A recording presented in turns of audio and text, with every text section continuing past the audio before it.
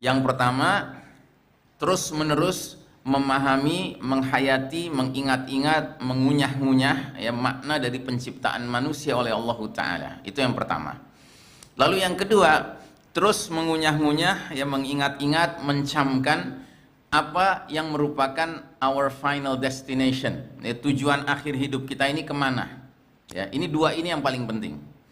Nah, yang pertama soal penciptaan manusia, Allah Ta'ala menciptakan kita dengan dua kondisi. Kondisi pertama, kita ini ditetapkan mendapatkan apa yang disebut dengan wazifatul insan, tugas manusia ya. Tugas kita apa sih di dunia ini? Tugas kita adalah beribadah kepada Allah Subhanahu wa Ta'ala. Jadi tugas kita bukan nyari duit, tugas kita bukan kejar-kejar gelar akademis, tugas kita bukan berebut menjadi presiden ya. Tugas kita bukan jadi orang ganteng, jadi wanita cantik, bukan. Itu bukan tugas kita. Tugas kita beribadah ya. Tapi itu bukan berarti tidak penting menjaga kesehatan, tidak penting menjaga kerapihan ya kan. Karena apa? Karena kalau semua tadi itu dilakukan dalam kerangka ibadah, jadilah dia dalam rangka menjalankan tugas yang Allah tetapkan kepada manusia. Dan dalam hal ini Allah Ta'ala abadikan ayatnya di surat Az-Zariyat ayat 56. Allah berfirman, wa ma khalaqtul jinna wal insa illa liya'budun. Aku tidak menciptakan jin dan manusia melainkan agar mereka beribadah kepadaku ya. Dan di sini hanya dua makhluk yang disebut, jin dan manusia.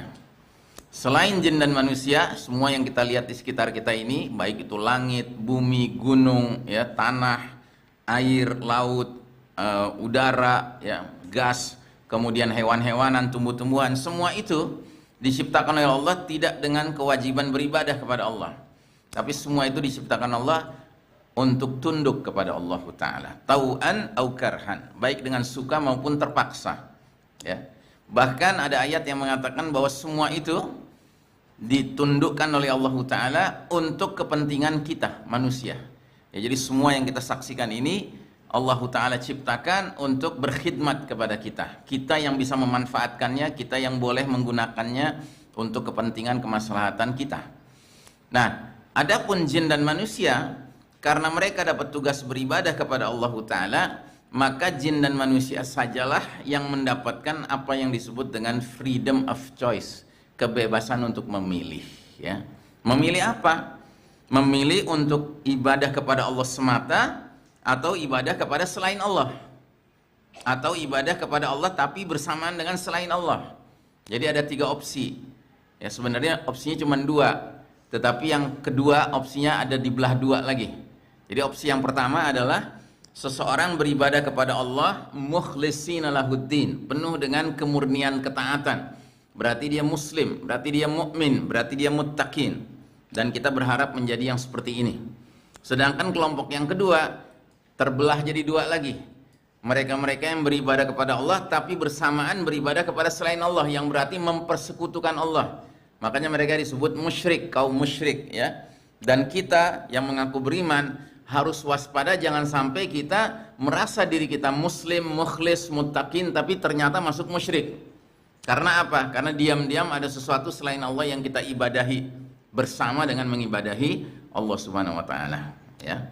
Nah, yang kedua dari kelompok kedua yang juga tertolak ibadahnya oleh Allah Ta'ala, yaitu mereka-mereka yang beribadah kepada selain Allah, berarti kafir ya. Jadi kalau nggak muslim, mukmin, muttaqin, kalau enggak musyrik, kalau enggak kafir ya. Nah, dua ini yang belakang ini, musyrik, kafir, ini dua-duanya tertolak ya. Nah, kita diciptakan oleh Allah sedemikian rupa dengan kesadaran punya tugas beribadah, tapi pada sisi lain kita diberi kebebasan sepenuhnya untuk pilih yang A, yang B maupun yang C ya. Di antaranya di surat Al-Kahfi Allah Ta'ala berfirman, ayatnya 30-an ya.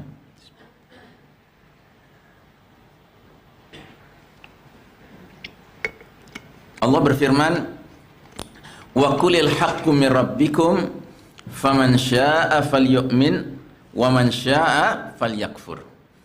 Katakanlah, kebenaran itu datang dari Rabbmu, dari Allah Subhanahu wa taala.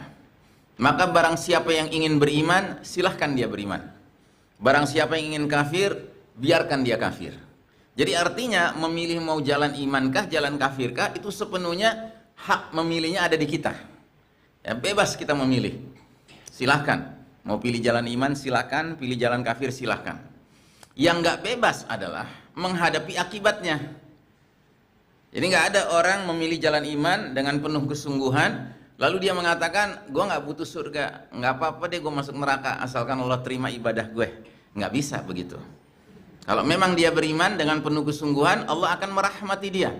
Dan Allah akan memberikan dia tempat di akhirat, yaitu jannah. Itu janjinya begitu. Ya, jadi sebab akibatnya seperti itu.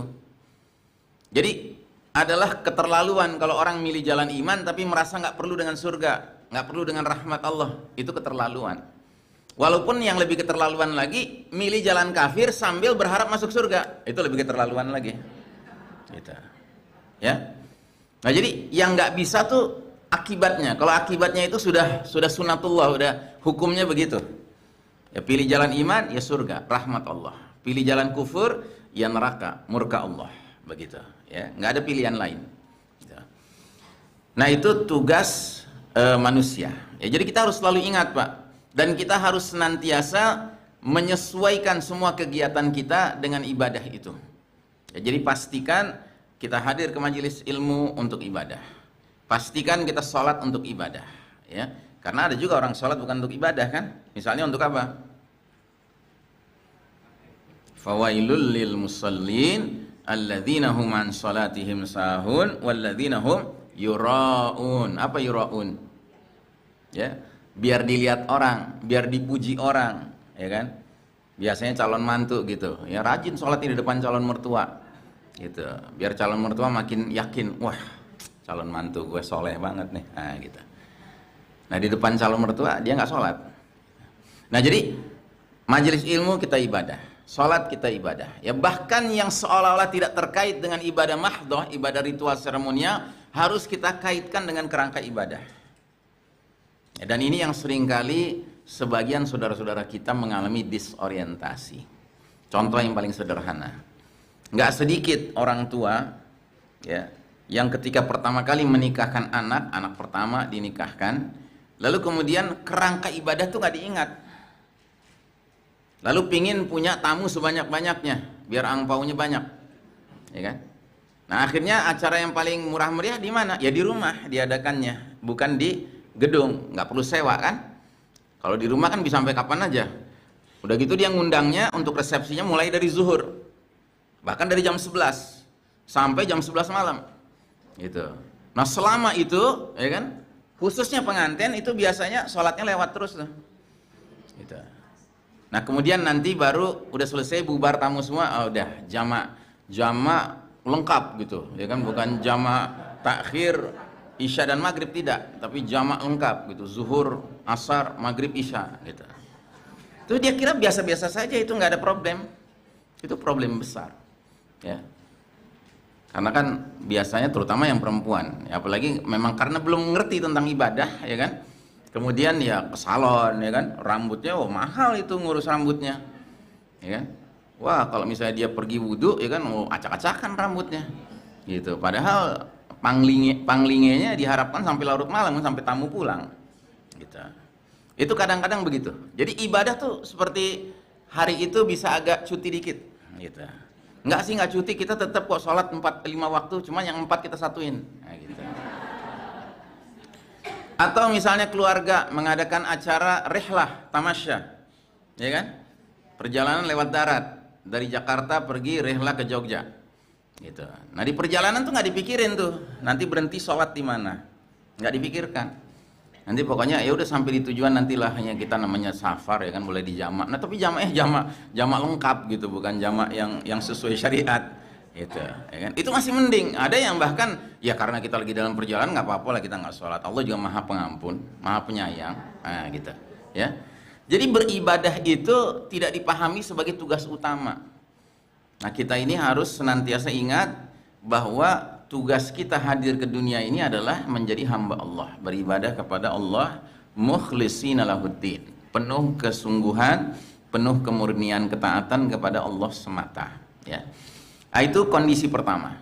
Kondisi kedua, Allah Ta'ala menciptakan kita manusia dengan apa yang disebut risalatul insan. Kalau tadi wazifatul insan, tugas manusia, sekarang ada misi manusia. Kita manusia ini diciptakan Allah, dihadirkan ke dunia ini, ya, itu dengan misi. Dan misi itu diabadikan di surat Al-Baqarah ayat 30. Allah Ta'ala berfirman, "Wa idh qala rabbuka lil malaikati inni ja'ilun fil ardi khalifah." Dan ingatlah ketika Rabbmu, Allah Ta'ala, berfirman kepada penghuni langit, yaitu para malaikat, aku hendak menjadikan khalifah di muka bumi. Ya. Nah, jadi sebagai khalifah, ini misi kita, Pak. Kalau tadi ibadah itu tugas kita ibadah. Tapi misi kita hadir ke dunia ini oleh Allah ditetapkan sebagai khalifah. Apa arti khalifah? Khalifah artinya wakil, pengganti. Khalifahnya siapa? Wakilnya siapa? Khalifatullah fil ard. Kita ini manusia adalah wakil Allah di muka bumi. Ya. Artinya apa? Kalau kita sadar misi, Pak, tidak ada kegiatan yang kita kerjakan, tidak ada proyek yang kita bangun, tidak ada peradaban yang kita ciptakan, kecuali kita senantiasa ingat akan pihak yang kita wakili. Ya. Karena yang namanya jadi khalifah ini ada dua kegiatan utama yang harus dikerjakan. Yang pertama namanya imaratul ard. Imaratu artinya memakmurkan. Al-ard itu bumi atau memakmurkan dunia ini. Nah, kalau dia khalifah yang sadar sebagai khalifatullah fil ard, dia akan memakmurkan dunia ini menurut ketentuan hukum, peraturan, regulasi, prosedur-prosedur yang datang dari Allah Ta'ala. Terus yang kedua, setelah dia melakukan pemakmuran dunia ini, dia mengerjakan riayatul ard, pemeliharaan hasil yang dia makmurkan tadi, ya. Dan lagi-lagi dia memeliharanya menurut regulasi, ketentuan, hukum, peraturan dan prosedur dari Allah Ta'ala. Dan jika itu dia lakukan dengan konsisten, maka dia disebut khalifah yang amanah, ya. Khalifah yang amanah, ya. Dan kita masing-masing harus menjadi khalifatullah fil ard dalam kerangka atau dalam ruang lingkup otoritas yang kita masing-masing miliki. Ingat, Nabi Muhammad SAW bersabda, kullukum ra'in wa kullukum mas'ulun an ra'iyatih. Tiap-tiap kalian adalah pemimpin dan tiap-tiap kalian akan dimintai pertanggungjawaban atas pihak yang dia pimpin. Ya, jadi kita masing-masing setidak-tidaknya adalah pemimpin di keluarga kita, kan? Anak istri kita. Kita akan dimintai pertanggungjawaban di depan Allah nanti tentang bagaimana kelakuan anak istri kita. Begitu. Nah, maka setidak-tidaknya dalam lingkup keluarga yang kita pimpin itulah hukum, peraturan, regulasi, ketentuan serta prosedur yang datang dari Allah kita tegakkan di situ. Ya. Dan kita tidak punya kewajiban lebih daripada itu. Lebih daripada itu sifatnya afdholiyat, ya, tambahan. Tetapi yang jelas fardu ain itu adalah qu anfusakum wa ahlikum naro, peliharalah diri-diri kalian dan keluarga-keluarga kalian dari api neraka. Nggak ada ayatnya nggak berbunyi peliharalah diri-diri kalian, keluarga-keluarga kalian, masyarakat-masyarakat kalian. Nggak ada.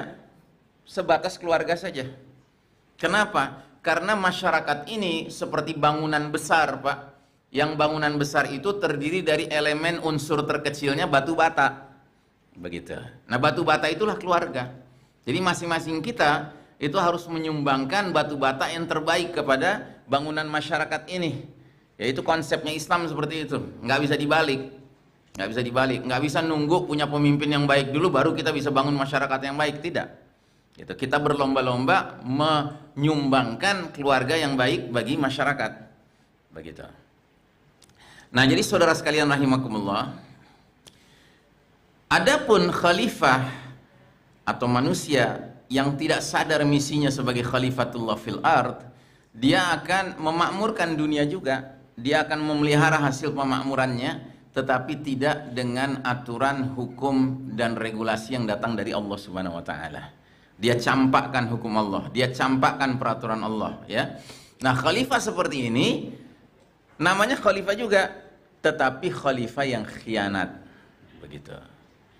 Dan cilakanya kita hari ini sedang ditakdirkan Allah hidup di bawah kepemimpinan khalifah-khalifah khianat. Itu celakanya, ya. Jadi dunia hari ini tidak sedang dipimpin umat Islam. Kan umat Islam asumsinya adalah umat yang ngerti posisinya sebagai khalifatullah fil ard. Ya.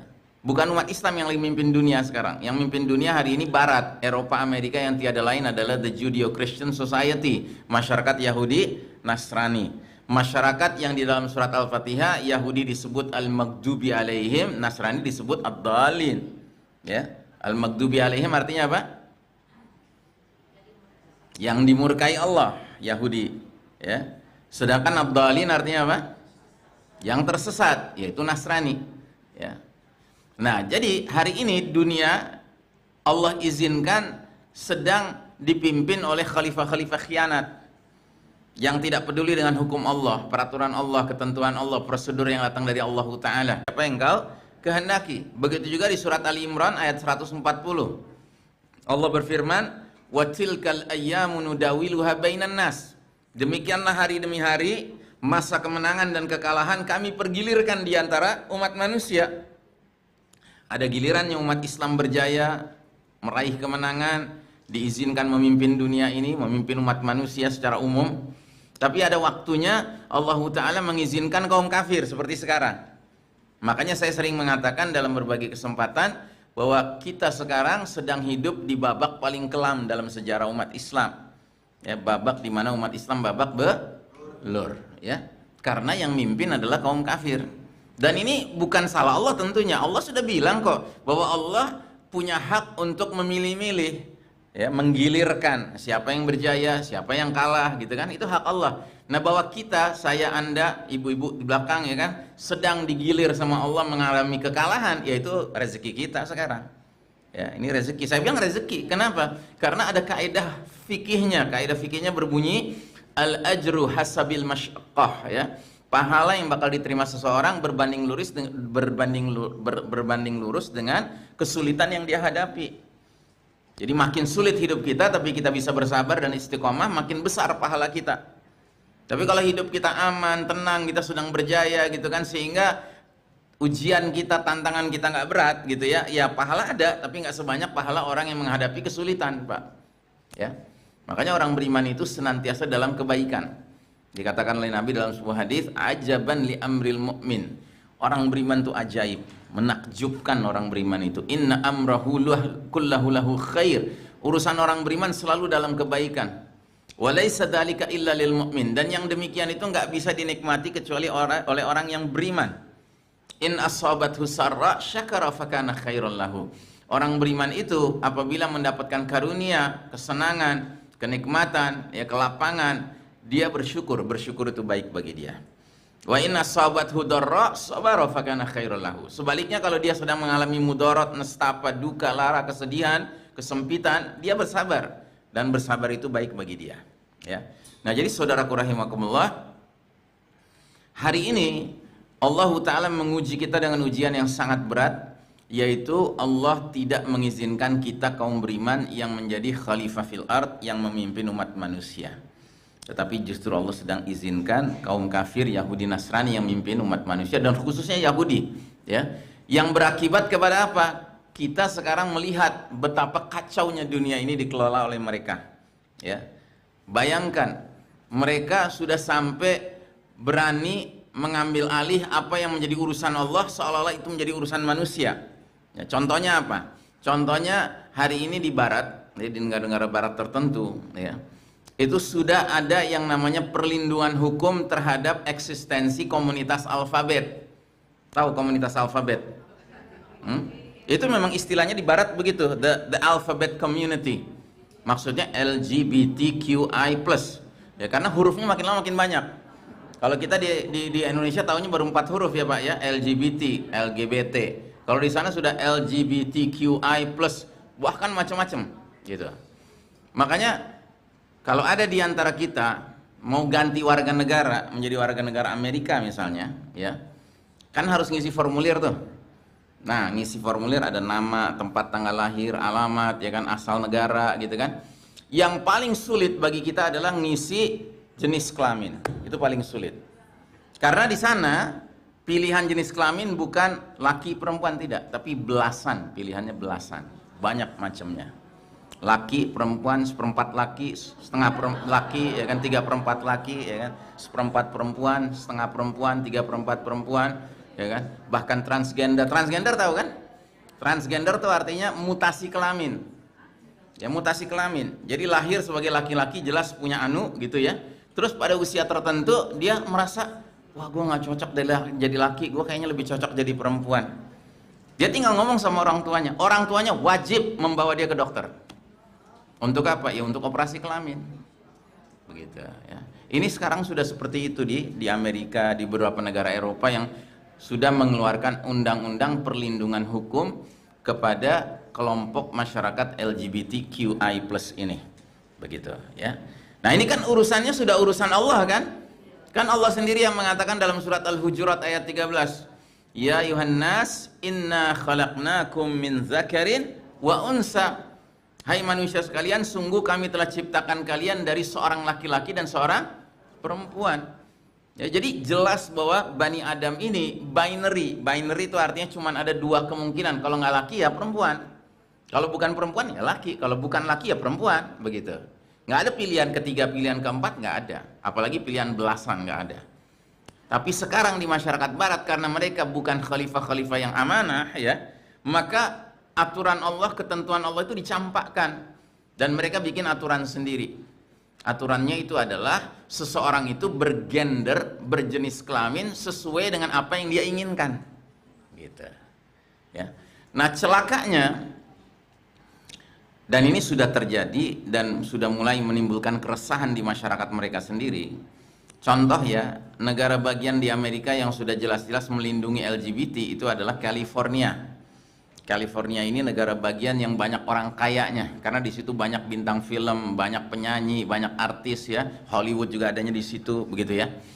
Nah, jadi di salah satu SMA di California ya, itu ada sekolah SMA yang pro LGBT.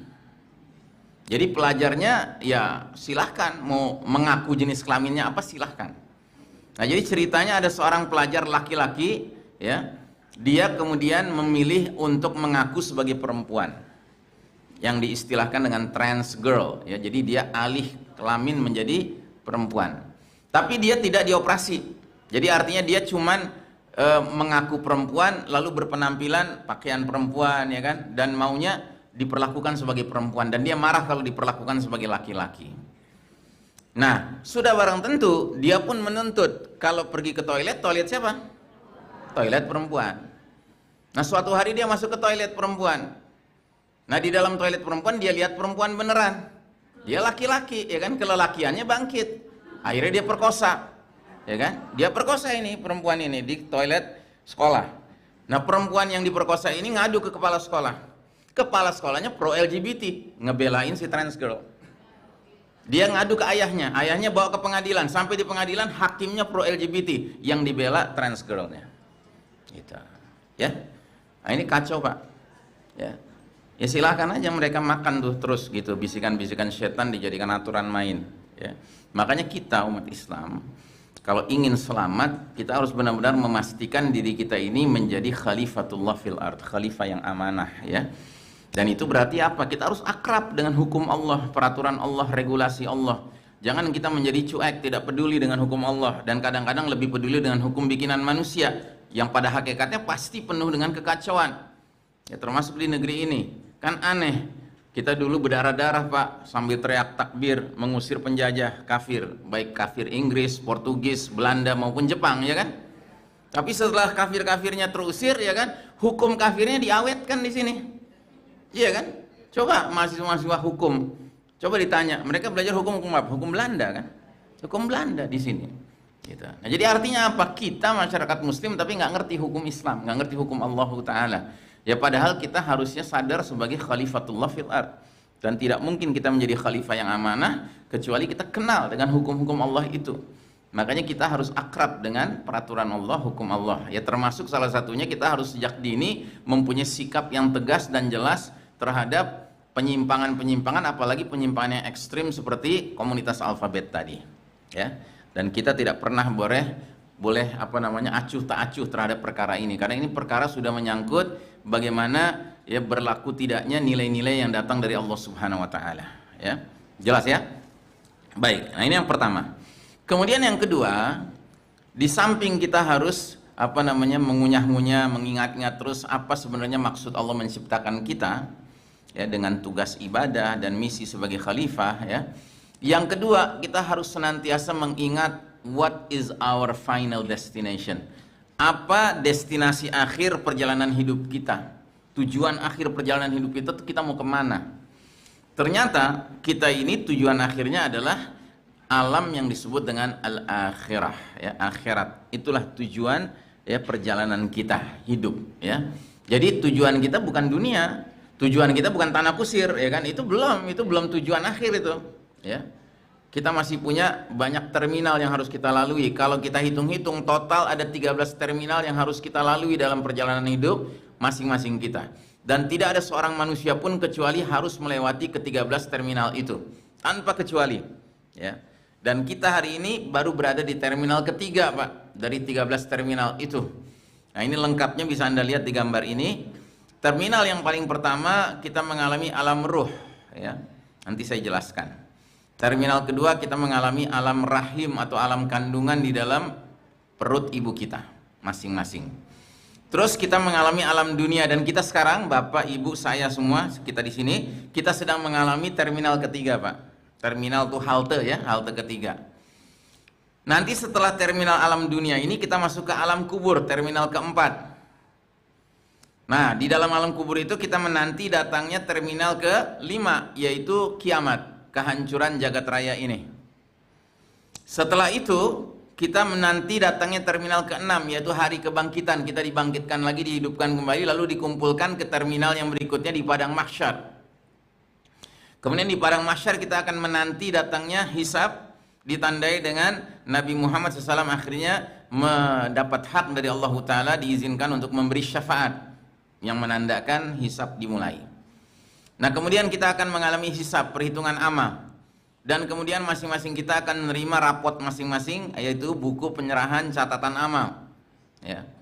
Terus kemudian kita melewati yang namanya mizan, terminal keberapa nih? 1, 2, 3, 4, 5, 6, 7, 8, 9, 10, 11. Terminal mizan ini terminal 11. Mizan itu timbangan ya. Ada daun timbangan kebaikan kita, pahala-pahala kita, dan ada daun timbangan keburukan kita, dosa-dosa kita ya.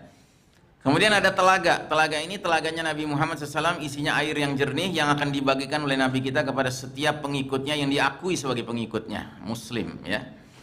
Nah setelah telaga kemudian kita harus menyeberangi sirat. Sirat itu titian yang dibentangkan di atas api neraka ya, yang mana setiap orang yang mengucapkan kalimat tauhid wajib menyeberanginya ya. Dan ini penyeberangan yang penuh dengan kekhawatiran. Kenapa? Karena kalau jatuh ya langsung ke neraka. Begitu. Nah makanya sirat ini kalau mereka yang berhasil menyeberanginya dengan selamat, dia akan masuk ke dalam jannah. Nah jannah inilah ya kediaman kita yang sebenar-benarnya ya, pulangnya kita yang sebenar-benarnya ke sini. Our home sweet home itu di sini, surga ini ya kan. Sementara mereka yang tidak berhasil menyeberangi titian, dia akan jatuh dan akan dimasukkan ke dalam neraka. Dan kaum muslimin masuk neraka dibagi dua, ada yang masuk nerakanya selama-lamanya wa na'udzubillahi min dzalik, dan ada yang masuk nerakanya artinya sampai batas waktu tertentu yang Allah Ta'ala pandang sudah selesai, terbakar habis semua dosanya, maka dia berhak dipindahkan ke dalam surga. Mereka disebut jahannamiyun ya. Jahannamiyun itu kira-kira mantan narapidana gitu ya. Mantan narapidana dari neraka dipindahkan ke jannah. Nah jadi masing-masing ini akan kita lalui Pak. Kita semua pasti melewatinya. Dan kita semua belum ada yang sampai ke terminal keempat Pak. Kita masih di terminal ketiga gitu ya.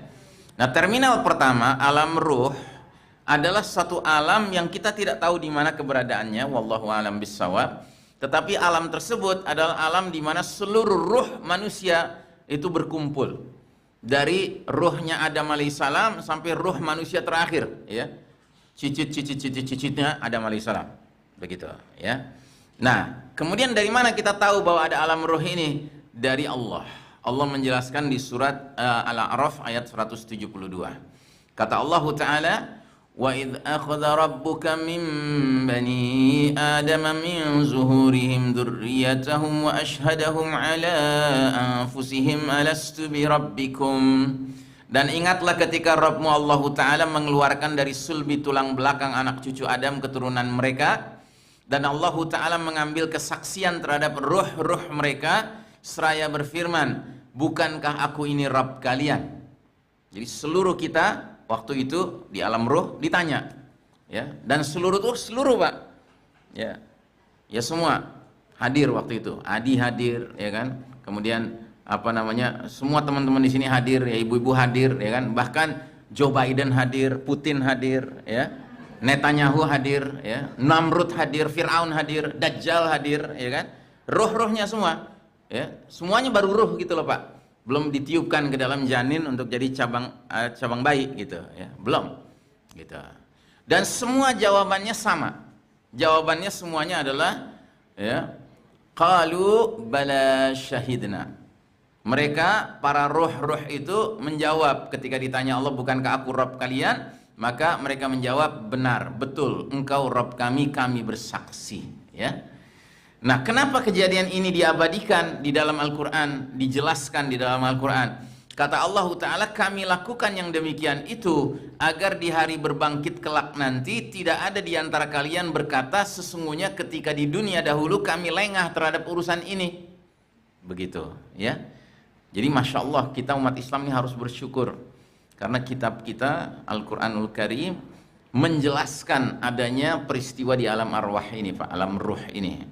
Apa bedanya Ustadz arwah dengan ruh? Arwah itu bentuk jamak dari ruh. Kalau ruh satu, kalau arwah itu banyak, ya, banyak ruh gitu. Nah, jadi di alam arwah itu semua kita tanpa kecuali telah menjawab bahwa benar, ya Allah, engkaulah Rabb kami.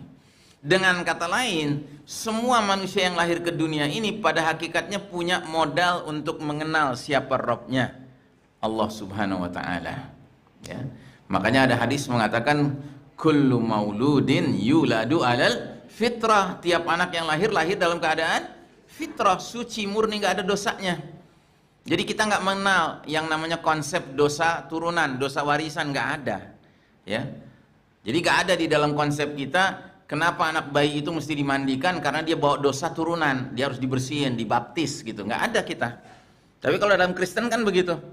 Ya, karena apa? Karena dianggap bahwa Adam alaihissalam itu berdosa dan kemudian dosa itu nurun gitu, ya, diwarisi kepada manusia berikutnya. Kita tidak. Kita pemahamannya semua manusia hakikatnya lahir dalam keadaan murni, nggak ada dosanya. Bahkan ada bahan di dalam dirinya yang namanya roh, itu mengenal siapa Rabbnya, Allah Subhanahu wa Ta'ala, ya. Makanya kita diwajibkan berdakwah karena apa? Boleh jadi orang ini masih kafir sekarang, tapi kalau kita berdakwah, kita sadarkan kembali rohnya itu, mudah-mudahan rohnya itu akhirnya keluar dalam pengertian lebih menonjol daripada hawa nafsunya. Itu syukur-syukur dia akhirnya jadi menerima petunjuk dari Allah Subhanahu wa Ta'ala, ya.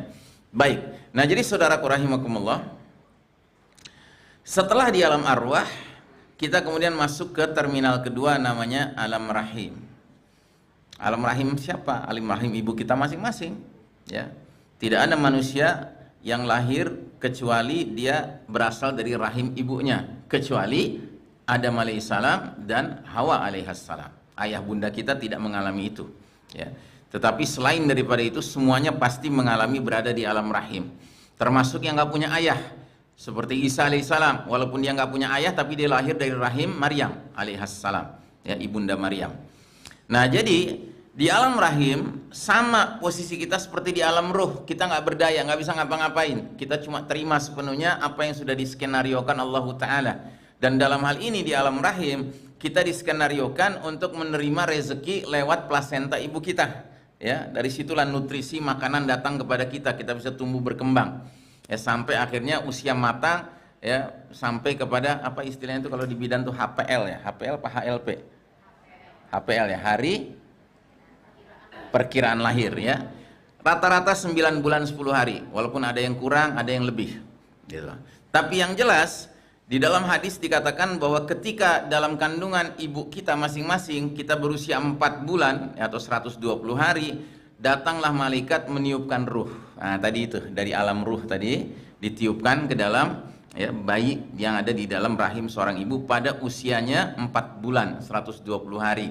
Dan bersamaan dengan ditiupkan ruh, kemudian ditetapkan beberapa takdirnya, takdir rezekinya, takdir umurnya, takdir kematiannya, takdir jodohnya, kemudian juga takdir senangnya dan susahnya, senangnya atau sengsaranya.